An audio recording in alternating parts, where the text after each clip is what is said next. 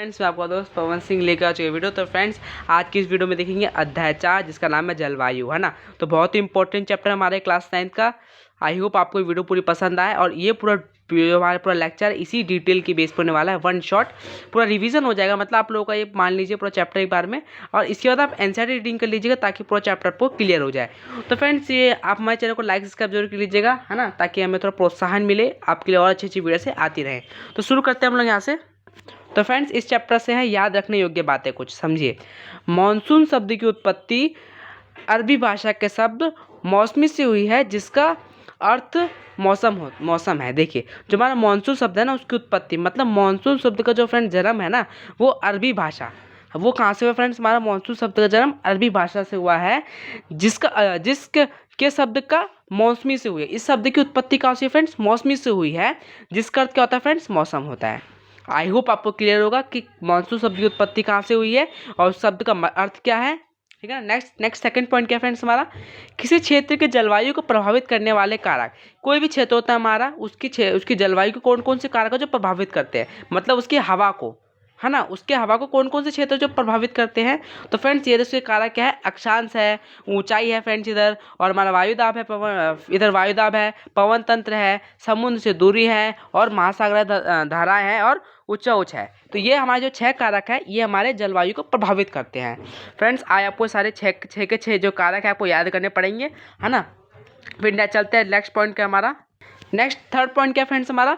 लू ये धूल भरी गर्म और सूक्ष्म पवनें होती हैं जो मई जून में दिनों के समय भारत उत्तर एवं उत्तर पश्चिम क्षेत्रों में चलती है। लेकिन लू क्या है? कि धूल भरी गर्म हवा होती है, ठीक है ना, जो कि सूक्ष्म होती है, जो कि सूक्ष्म पवन होती है, जो कि हमारे फ्रेंड्स कब चलती है? ये चलती है हमारे मई में, जून में, इन महीनों में चलती है, जो कि भारतीय कौन सी से आते हैं? ये आती है उत्तर एवं उत्तर पश्चिम के क्षेत्रों में फ्रेंड्स से चलती है हवा, ठीक है ना। चौथा पॉइंट क्या फ्रेंड्स हमारा?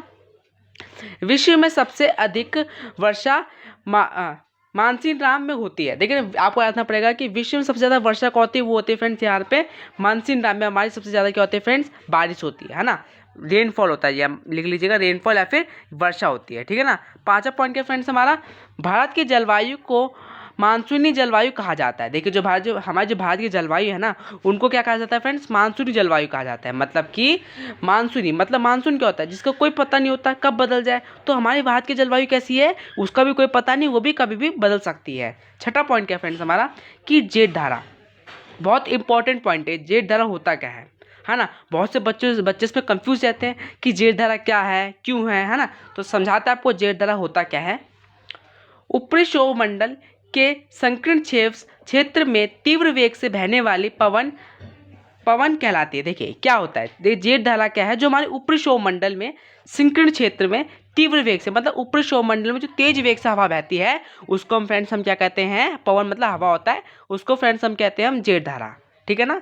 याद, आपको पूरा पॉइंट क्लियर होगा जेठ धारा होता क्या है। आपको एग्जाम में बहुत बार पूछा जाता है कि जेठ धारा होता क्या है, तो बहुत वैलिड रीजन देना पड़ेगा आपको इस आंसर का कि जेठ धारा होता क्या है, ठीक है ना। सातवां क्या पॉइंट है? एलिनो एक गर्म जल धारा है। अभी एलिनो क्या होता है? देखिए फ्रेंड्स, इसमें आपको पेपर में आ सकता है कि एलिनो क्या है ना। तो एलिनो क्या है फ्रेंड्स? एक गर्म जल धारा है, मतलब कि गर्म हवा है।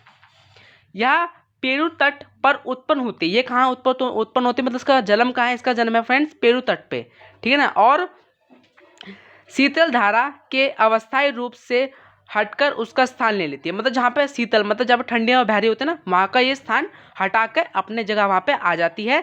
और ये कहाँ पे उत्पन्न होती है फ्रेंड्स? हमारी पेरू तट पर उत्पन्न होती है। तो आपको आई होप आपको पूरा पॉइंट क्लियर होगा कि एलिनो क्या होता है, जेठ धारा क्या होती है। ये दोनों बहुत महत्वपूर्ण टॉपिक है, ठीक है ना, दोनों के दोनों। तो आप तो चलते हैं अपना आठवां पॉइंट क्या है फ्रेंड्स? आठवां पॉइंट ये रहा हमारा मानसून का फटना। देखिए, मानसून का फटना क्या होता है? अचानक ही कई दिनों तक वर्षा का लगातार होना और रूप रखना मानसून का फटना कहलाता है। मतलब कई दिन तक बारिश होती है, मान लीजिए कई दिन तक बारिश होती है, इसी को हम फ्रेंड्स मानसून का फटना कहते हैं, ठीक है ना।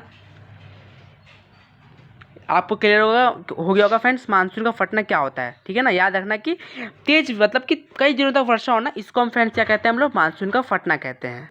वर्षा ऋतु में भारत में हवाएं समुद्र से स्थल की ओर चलने लगती है, जिन्हें मानसूनी हवाएं कहते हैं। देखिए, जो हमारी वर्षा ऋतु होती है ना, वर्षा ऋतु में क्या होता है, भारत में हवाएं समुद्र से स्थल की ओर, मतलब कि हमारा जो समुद्र है उसके मतलब कि जमीन या स्थल की ओर चलने लगती है।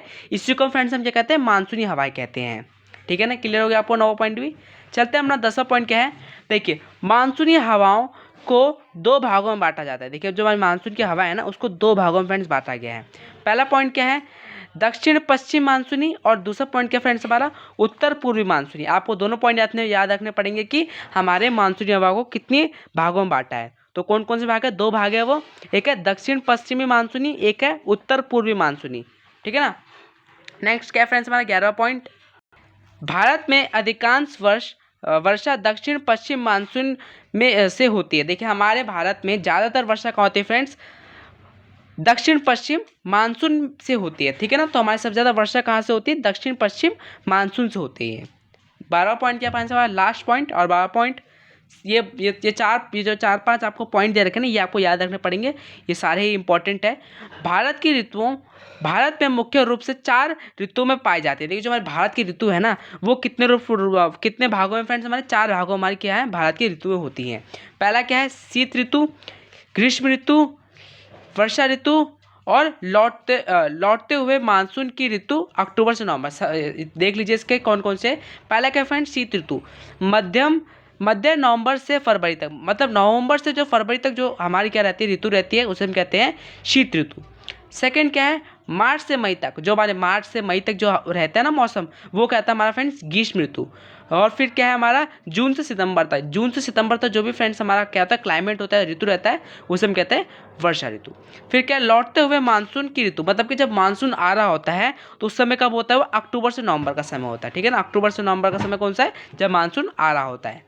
तो फ्रेंड्स, ये पूरा आपको टॉपिक मैंने क्लियर करवा दिया है। ठीक है ना, तो आई होप आपको पूरा टॉपिक ये क्लियर हो गया होगा। ये चारों पॉइंट अभी क्लियर हो गए होंगे, है ना फ्रेंड्स। तो ये it is all for this chapter. ठीक है ना, पूरा चैप्टर मैंने आपको क्लियर करा दिया है ना। और लेकिन ये भी चैप्टर हमारा खत्म नहीं हुआ है, आपको इसकी एनसीईआरटी रीडिंग करनी होगी। ये तो मैंने आपको बस खाली कहती है समरी दे दी है ना। इसके मतलब कि आपको कुछ आइडिया लगाना चैप्टर को तो आप इससे लगा सकते हैं, लेकिन फ्रेंड्स आपको एनसीईआरटी रीडिंग करना बहुत ज़्यादा जरूरी है ना। तो ये पूरा आपका चैप्टर हो गया। यहाँ पर तब क्या चैप्टर पूरा क्लियर हो गया होगा, है ना। क्या है ये जलवायु क्या है, इसमें फ्रेंड्स आपको मैंने कहा था एक चार्ट दिखा देता हूँ आपको कि ये जो हमारे भारत की जलवायु को प्रभावित करने वाले कौन कौन से कारक है। देखते हैं फिर कौन कौन से कारक थे वो।